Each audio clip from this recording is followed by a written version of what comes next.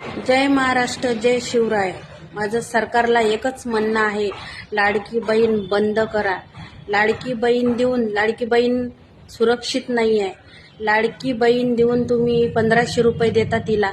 1500 रुपये देऊन तिला बाहेर पडावं लागतं, तिला किराणा आणा लागते, तिला बाहेर दवाखान्यात जावं लागतं, तिला कुठं नाही जावं लागत, तिला जॉब करायला जावं लागते. कोणाच्या घरात बाप आहे, कोणाच्या घरात भाऊ नाही आहे, कोणाच्या घरात काका नाही, दादा नाही, आई नाही, मग तिला बाहेर पडावंच लागतो. तिला सामान आणायला, काही आणायला तिला जावंच लागतं. ती लाडकी बहीणच सुरक्षित नाही आहे, तर तुम्ही 1500 देऊन काय करता? त्याला अर्थच नाही आहे काही. लाडकी बहीण बंद करा, सुरक्षा योजना चालू करा, म्हणजे बहीण लाडकी बाहेर काही करायला गेली तर ती सुरक्षित राहील. सुरक्षित योजना चालू करा. आणि ते मालेगावमध्ये दुर्वाडी गाव, ती 3 वर्षाची चिमुकली, तिच्यावर किती